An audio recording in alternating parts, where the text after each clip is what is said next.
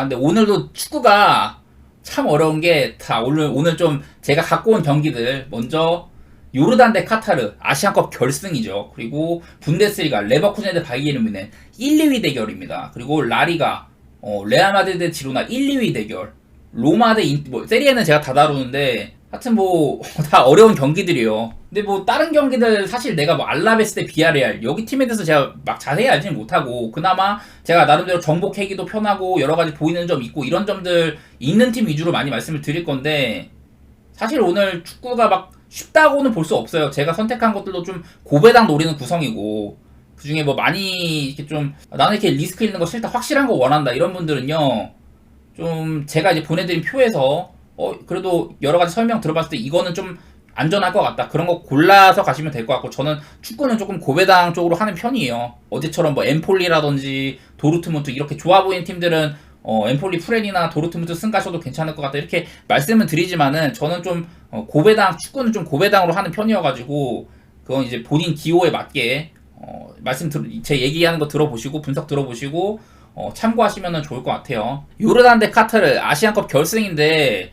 이 아랍 팀들이 아시안컵 결승에서 만나는 게 이번이 세 번째라고 하더라고요. 그만큼 그동안은 동아시아 팀들의 이런 강세가 많이 있었다.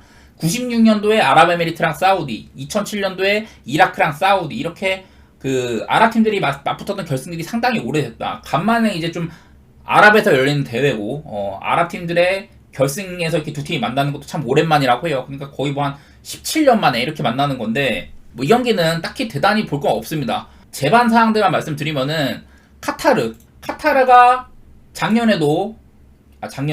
지난번 대회에서도 대회 우승을 거뒀었고 지금 아시안컵에서는 이런 상황입니다.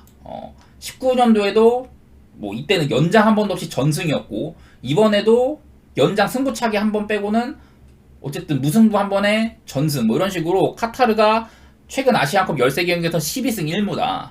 이번에 카타르가 만약에 우승한다면은 역사상 아시안컵에서 연속 우승을 달성한 팀들 한국, 이란, 사우디, 일본 이런 딱 이름만 들었을 때 아시아에서 초강팀급이네 이런 명단에 들게 되는 거거든요. 저는 카타르가 이 정도로 올라올지는 몰랐는데 무튼 카타르가 이런 좀 아시안컵 역사에 남을 만한 그런 팀이 될 수도 있는 상황이 있습니다. 그리고 오늘 이제 상대한 팀이 요르단이잖아요. 사실 요르단이 아시안컵에서 이 정도 위치까지 올라온 적이 별로 없었던 것 같은데 이번 대회에서 요르단이 5골이 박스 바깥에서 나왔다고 해요. 총 득점한 게 12골인데 12골 중에 5골이 박스 바깥 중거리 슛이라든지 그런 것들이겠죠.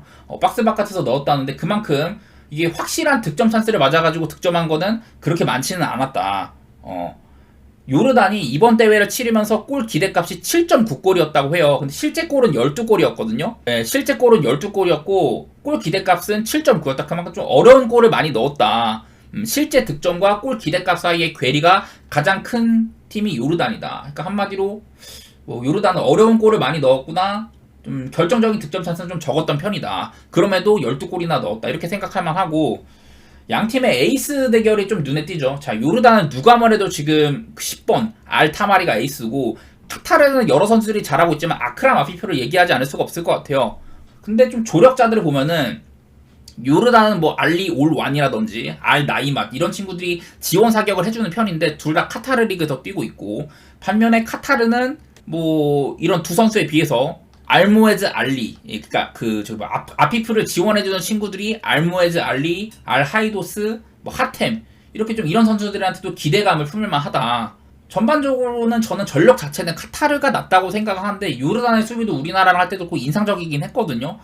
저는 전반적으로 카타르가 주도할 거라고 생각하지만은 요르단 역시 이게 결승이니만큼 무슨 일이 벌어질지 모른다.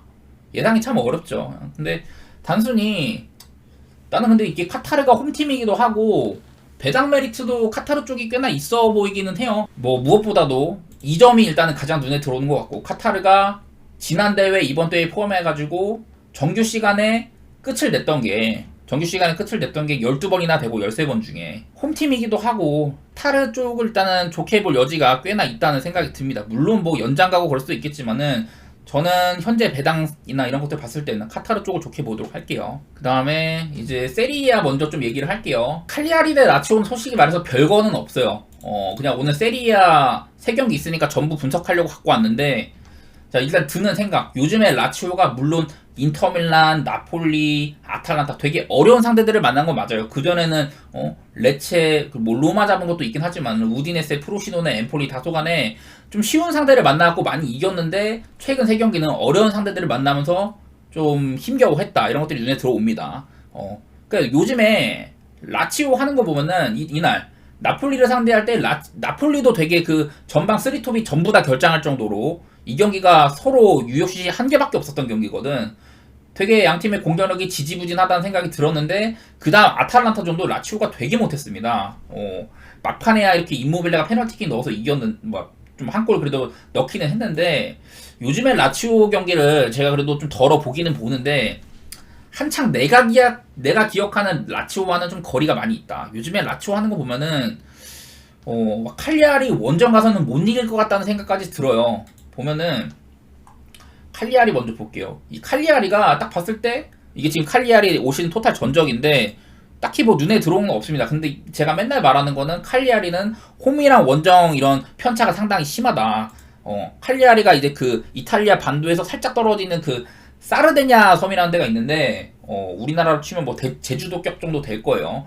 그 섬에 있어가지고 나름대로 홈이랑 원정 이런 그 격차가 좀 뚜렷한 팀인데 보면은 칼리아리의 최근 홈 뭐 작년에 이제 뭐 세리에비에서 거둔 성적 같은 거야 워낙에 홈에서는 초강팀급이었고 올 시즌 초반에는요 그렇게 좋지는 못했지만은 이렇게 세리아에서만도 무패 행진 달리던 기간도 있었고 직전 경기 뭐 이제 토리노한테 빠그라지긴 했지만은 그래도 홈 칼리아리는 원정에 비해서는 나름대로 이점이 있다. 자, 이거 이제 칼리아리의 홈이고 원정 보시면은 말 그대로 코파 같은 거 빼면 올 시즌에 아예 칼리아리가 원정에서는 승리가 없는 팀인데 홈에서는 좀 승점 좀 챙겨갈 만큼 홈이랑 원정 편차가 상당히 심한 칼리아리다. 제가 라치오는 아무래도 시즌 초반에도 말했지만 임모빌레가 지금 부상이나 여러 가지 이유들로 왔다 갔다 하는 상황이고 그리고 밀린코비치 사비치 떠나간 밀린코비치 사비치의 빈자리를 여러 선수들이 못 채워주고 있는 것 같다. 이번에 뭐 귀행주지라든지 로벨라도 데려오고 카마다 다이치도 데려오고 했는데 저는 로벨라의 현재 롤은 만족스러워요. 중원에 로벨라가 나름대로 레지스타 같은 활약 해주면서 뭐 볼 전개라든지 이런 거 도움 주는 건 맞는 것 같은데 귀행주지도 기대했던 것만큼 이렇게 막 활동량이나 여러 가지 면에서 막 아주 제가 아스날 시절에 봤던 그런 기대값까지는 아닌 것 같고 카마다 달치는 많이 좀 실망스럽고요. 자카니도 작년에는 엄청 잘했는데 올 시즌에는 부상도 달고 있고 작년 같지 않은 활약이다. 이게 홈칼리아리가 봤다시피 최근 7경기는 4승 2무 1패로 홈에서 괜찮고 올 시즌 포함해갖고 원정에서는 17경기 무승이다. 이렇게 홈 원정 차이가 많이 나는 팀이기 때문에 저는 일단 이거 아주 뭐 좋게는 안 봅니다만은 칼리아리의 프렌 같은 거 그냥 눌러보고 싶네. 이 경기는 뭐 대단히 맛있는 경기는 아닌데 저는 지금의 라치오가 칼리아리 원정 갖고 무난하게 승리하겠다 막 이런 생각은 잘 안 드는 것 같아요. 라치오가 홈에서는 15경기 10승 4무 1패인데 원정에서는 최근 9경기 2승 1무 6패예요. 뭐 전력이야 라치오가 앞서는 건 맞는데 요즘에 라치오 분위기를 봤을 때는 승리하기가 쉽지는 않아 보인다. 저는 이 경기가 맞지는 않지만은 일단은 칼리아리의 프렌 쪽으로 조금 보도록 하겠습니다. 다음 로마 대 인테르. 여기도 각각 로마와 인테르의 홈이랑 원정 이런 것들이 일단 가장 눈에 띕니다. 기본적으로 뭐 인테르는 지금 리그에서만 중간에 있는 코파 같은 거 말고 되게 긴 시간 동안 잘하고 있다. 그런 것들이 눈에 들어오죠. 이때 사솔로한테 한번 진 거 이후로도 그 경기 수로 따지면 24경기 연속 무패 행진이라고 하더라고요. 24경기 동안 18승 6무 그리고 핸디나 마헨 같은 거는 9마헨 9햄무 1.4승부도 되게 많았고 마헨도 덜어 있고 반반이란 소린데 오늘은 인터밀란이 원정이거든요. 인터밀란이 시즌 원정에서는 이 정도 기간 정도 돼요. 올 시즌 원정에서는 15경기 연속 무패 행진, 뭐 템스도 덜어 섞여 있고 시즌 원정에서는 11승 3무 이 중에 그 슈퍼컵 같은 거는 이제 중립구장이어서 사실 제외를 해야 되는 게 맞는데 어쨌든 시즌 원정에서는 11승 3무 6마엔 5햄무를 달리고 있다. 홈에서는 8승 3무 뭐 11경기 연속 무패 행진 중이고 이 인터밀란은 어쨌든 간에 지금 세리에에서는 절대적인 위치에 있다. 그런 것들이 관찰이 됩니다. 근데 로마는 어떠냐? 오늘 로마가 홈이잖아요. 로마의 그냥 일반적인 성적만 봤을 때는 패배한 것도 많고 눈에 딱히 들어오는 게 없는데 로마도 홈에서는 굉장히 좋은 모습 보여주고 있습니다. 중간중간에 이렇게 유로파 같은 것도 섞여 있긴 하지만은 로마도 괜찮게 하고 있거든요. 14경기 연속 무패행진에다가 12승 2무, 8마엔 4햄무. 홈에서는 괜찮고 또 데로시 선임 이후에는 3연승 달리고 있기도 하고요. 이게 로마가 무링요 감독 시절에는 3-5-2를 쓰고 있다가 최근에는 4-2-3-1 같은 거 쓰고 있는데 뭐 4-2-3-1로 변모를 하면서 그 로렌조 펠레그리니 같은 애들 공격형 미드필더 혹은 트레콰르티스타로 쓰기도 좀 용이한 것 같고 엘샤라위의 폼도 좋은데 4-2-3-1에는 어울리는 그런 자리이기도 하고 측면을 조금 살리면서 이제 좀 올 시즌에 키우고 있는 미드필더 보베 같은 친구도 성장세도 눈에 들어오는 것 같고 저는 로마도 괜찮게 하고 있다 생각하는데 과연 이게 향방은 어떻게 될 거냐. 로마가 홈에서 튼튼한 거는 맞는 것 같은데 근데 저는 인터밀란을 조금 더 좋게 볼 것 같아요. 아무래도 절대적인 이런 스쿼드 두께라든지 경기력이나 지금 인터밀란은 거의 뭐 유럽에서도 손꼽히는 팀이어가지고 물론 로마가 빡센 건 맞는데 저는 인터밀란의 승 쪽으로 바라볼 것 같고 더 나아가서 물론 뭐 무승부 가능성도 있긴 있는데 그냥 이 경기 무승부 같은 고배당 노리는 것보다는 인터밀란 쪽으로 보는 게 저는 맞는 것 같다. 그런 생각이 들고 인터밀란이 아까 그 24경기 무패행진 하는 동안 햄무도 덜어 있었고 로마라는 만만치 않은 상대에다가 원정이다. 로마의 홈이다. 로마가 또 홈에서는 이렇다라는 걸 생각을 하면은 저는 인터밀란이 이기더라도 간신히 승리하는 그림이지 않을까. 인터밀란의 햄무 같은 것도 같이 보도록 할게요. 뭐 양팀의 맞대기 같은 거 보면은 일단은 인터밀란이 로마 상대로 굉장히 좋았다. 이런 것들도 눈에 들어오고 유벤투스가 세리아를 지배하던 시기 그때는 이렇게 양팀이 6경기 연속 무승부 터질 정도로 좀 왔다 갔다 하는 경우도 있었어요. 로마는 이때 챔스 나가기도 힘들었던 구간이고 인터밀란은 그래도 리그 우승도 한 번씩 하고 챔스도 나가고 그랬었는데 어쨌든 한동안은 이렇게 6경기 연속 무승부 나오던 구간도 있었지만은 최근 인터밀란이 세리에에서 상당한 강팀으로 부상한 이후에는 이렇게 많이 이기고 있다. 이 기간 동안 로마는 사실 챔스 나가기도 조금 어려워했었죠. 그렇게 좀 팀의 체급 차이도 있는 편이고 지금도 로마는 아직 인터밀란은 거의 승점 20점 차이 나다 보니까 그런 것들을 봤을 땐 저는 인터밀란 쪽을 조금 좋게 보도록 하겠습니다. 그리고 다음 이제 사스올로 경기는 제가 좀 가볍게 얘기할게요. 사스올로 경기는 사실 뭐 맛은 없고 그냥 간단하게만 얘기하면은 자 사스올로가 올 시즌에 돈을 꽤나 많이 썼어요. 꽤나 많이 썼는데 사실 투자 대비 이런 걷어가는 게 가장 없는 팀이라는 생각이 들어요. 이 사스올로가 올 시즌에 유벤투스랑 인터밀란 1, 2위에 달리고 있는 팀들한테 그 유일한 리그 1패를 안긴 팀이 사스올로예요. 그만큼 얘네들도 터지면 터져. 막 예상외의 결과들을 많이 내비치는 팀이기도 한데 사실 그런 것들만 보고 막 사스올로를 편하게 생각하기에는 너무 못하고 있습니다. 기본적으로 승 자체를 많이 이렇게 못 챙겨가는 팀이고 전반적으로 너무 별로인데다가 한 끝발 처지는 팀들한테도 많이 집니다. 뭐 이렇게 몬자한테도 질 때도 있고 볼로냐는 한 끝발 처진다고 보기도 애매하죠. 제노한테도 지고 칼리아레한테도 지고 막 이런 식으로 사스올로를 뭔가 안정적인 승점 원으로 생각하기는 조금 어려운 상황이에요. 제가 뭐 여러 번 그리고 토리노는 팀적으로 굉장히 단단하다. 그런 얘기 많이 들었던 것 같고 단순히 그냥 최근 전적 같은 건 봐도 토리노 쪽은 일단 잘 안 지고 비슷비슷한 팀들과의 대결에서는 이렇게 우위를 점하거나 무승부도 꽤나 많다.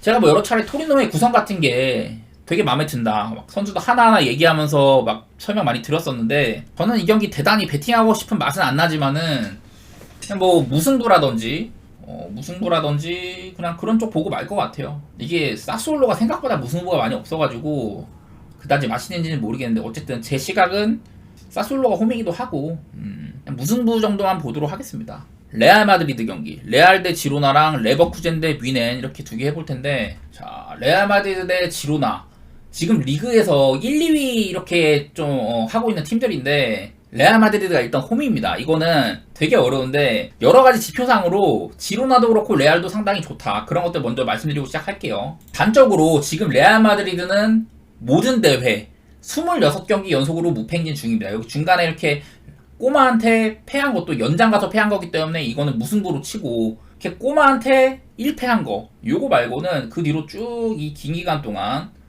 26경기 연속으로 무패행진 중이다. 레알 마드리드가 홈이랑 원정 가리지 않고 20승 6무 달리고 있고요. 그 라리가만 봐도 13승 7무예요. 13승 7무.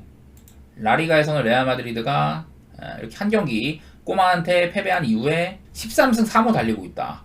최근에 6연승 이렇게 하고 있고 직전 경기 꼬마랑 비기기도 했다. 이것도 사실은 꼬마랑 비긴 것도 94분에 마지막 공격 찬스에서 그 헤딩골 먹어가지고 진짜 아쉽게 동점이 됐는데, 무튼 레알 마드리드는 어쨌든 잘 지지 않고 있다, 이런 것들이 보이고, 홈에서만 따지면은 올 시즌의 라리가에서는 뭐 작년까지 합하면은 더 좋은 성적이지만 올해만 따졌을 때는 이 기간 동안 9승 2무입니다. 9승 2무.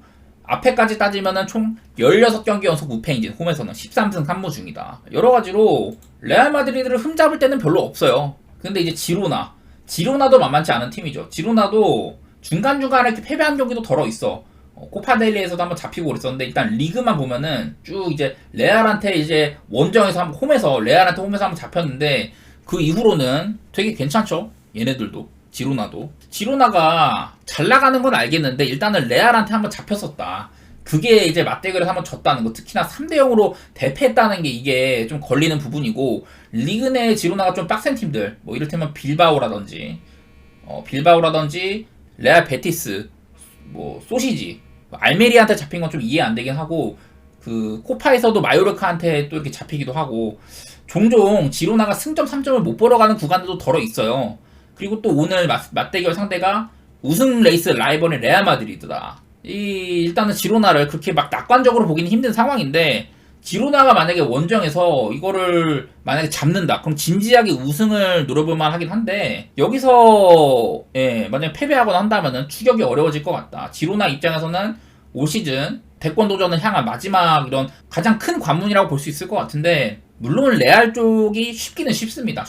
그냥 레알 승리 보면 쉽긴 한데, 근데 레알 마드리드 배당이 너무 구려. 저는 레알 마드리드 1.3짜리는 선택 안 할 것 같고요. 물론 나는 너의 분석과는 다르게 레알이 이렇게 튼튼하고 맞대결 전적도 이긴 바 있고 그냥 레알 선택하겠다, 이런 분들은 레알 가셔도 되고, 저는 레알이 승리를 한다고 하더라도 햄무 정도 볼 것 같고요. 이 경기는 나는 그냥 고배당 노릴 것 같다, 이겁니다. 고배당 노릴 것 같다.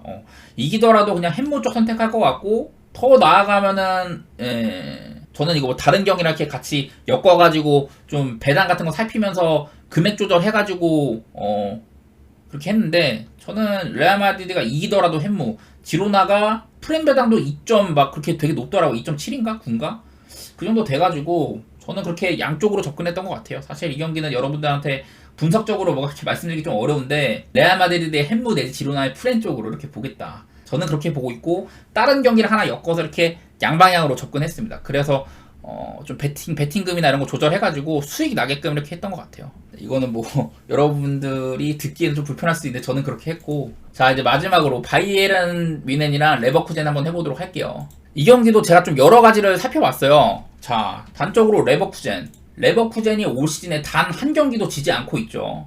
중간에 뭐 클럽 친선이나 이런 거 빼고 여기부터가 이제 올 시즌 레버쿠젠의 시작인데, 중간중간에 막 클럽 친선 있어가지고 그런 것들은 빼고 계산하면은 30경기 연속 무패행진 중이다. 26승 3무 달리고 있고, 이게 또 그 레버쿠젠의 클럽 레코드라고 하더라고요. 근데 독일에서 분데스리가에서 역대 그 프로클럽이 한 시즌에 연속으로 무패행진을 했던 게 바이에른 뮌헨, 2019-2020 시즌에 바이에른 뮌헨이 32경기 연속으로 무패행진을 한 적이 있다고 하는데, 레버쿠젠이 거기에 두 경기 차이로 근접하고 있다. 레버쿠젠이 뮌헨의 아성을 노려보고 있다, 뭐 이렇게 생각하면 될 것 같은데, 리그만 봤을 때요, 분데스리가 리그만 봤을 때 레버쿠젠이 20경기 연속으로, 여기부터인데 레버쿠젠이 리그 20경기 무패행진 중이다. 아마 16승 3무인가 그럴 거예요.